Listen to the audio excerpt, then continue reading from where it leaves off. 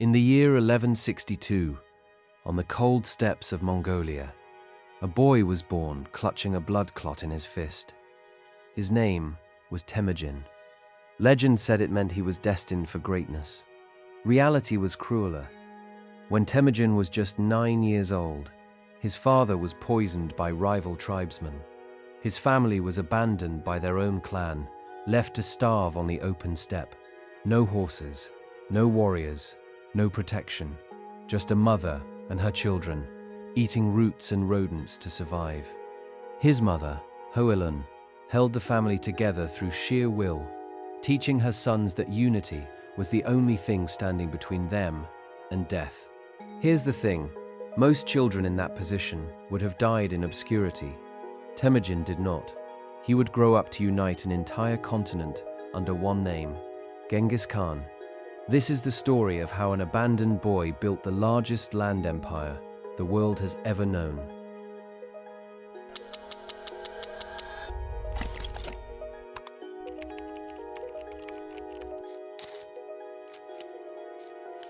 Survival made Temujin ruthless.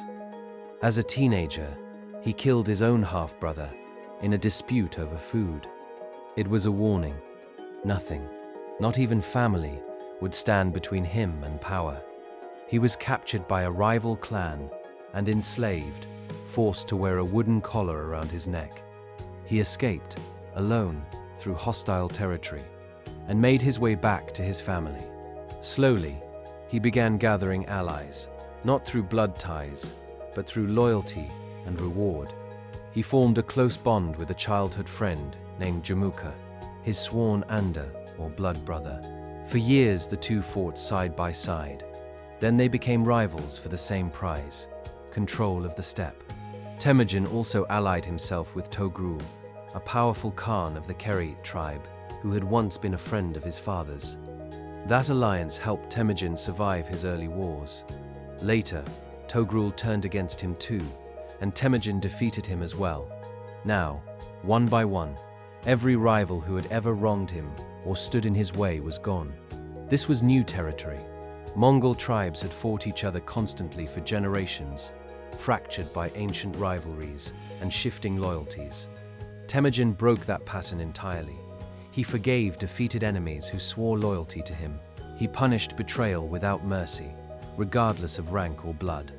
In 1206, Temujin finally defeated Jamuka and every remaining rival on the steppe. At a great assembly by the Onon River, he was given a new title, Genghis Khan, universal ruler. He was 44 years old, and he was just getting started. Honestly, Genghis Khan's genius wasn't just cruelty, it was organization. He built the most disciplined army the world had ever seen. Every Mongol boy learned to ride and shoot a bow before he could walk properly. Soldiers were organized into units of 10, 100, 1,000, 10,000, each one accountable to the next. If one man fled a battle, his entire unit of 10 could be executed alongside him. That kept soldiers together. It also kept them terrified. Mongol horsemen could ride up to 70 miles in a single day, feeding on mare's milk and blood from their own horses if food ran out. They used fake retreats to lure enemies into traps, then circled back for the kill. They captured foreign engineers and forced them to build siege weapons, catapults, and even primitive gunpowder bombs for the Mongol war machine. They used psychological warfare too, spreading terrifying rumors ahead of their armies to break enemy will before battle even began. By the time a city saw Mongol riders on the horizon, many had already decided to surrender without a fight. Look, this wasn't a horde of wild raiders, as European chroniclers often described it. It was closer to a modern military machine, centuries ahead of its time. In 1219, Genghis Khan sent a trade caravan to the Khwarezmian Empire, a wealthy Islamic state stretching across Central Asia and Persia. The governor of a border city executed the merchants and sent their heads back as an insult. Genghis Khan asked only for justice. He didn't get it, so he answered with annihilation. Mongol armies swept through the region, city after city, in one of the fastest and bloodiest campaigns in history. Bukhara, Samarkand, Urgench, entire populations were slaughtered. Skilled artisans were spared and shipped east to serve the empire. Nearly everyone else was not. In the city of Nishapur, an entire population was reportedly executed after a Mongol commander was killed there, down to the last dog and cat, according to some chroniclers. Some historians estimate the Mongol conquests killed as many as 40 million people across Asia and Europe over several decades. By the way, some scholars now debate that number, arguing it was likely exaggerated by terrified survivors and later chroniclers trying to make sense of the devastation. What's not disputed is the fear. Cities as far away as Russia and Hungary surrendered instantly rather than face the alternative. Genghis Khan understood something brutal and effective. Terror could conquer faster than armies alone. By the time Genghis Khan died, his empire stretched from the Pacific Ocean to the Caspian Sea. It was the largest contiguous land empire in human history, bigger than Rome, bigger than Alexander's conquests combined. But here's what most people don't expect. Inside that empire, there was genuine order. Genghis Khan created the Yasa, a strict legal code applied equally across every conquered territory. He guaranteed religious freedom. Buddhists, Muslims, Christians, and shamanists could all worship without persecution under Mongol rule. He protected trade routes so thoroughly that a merchant could allegedly walk from one end of Asia to the other carrying gold and never be robbed. This peace across his empire became known as the Pax Mongolica, the Mongol Peace. It reopened the Silk Road, connecting east and west more directly than at any point before. Ideas, goods, and unfortunately diseases all moved faster because of it, reshaping trade and culture across two continents.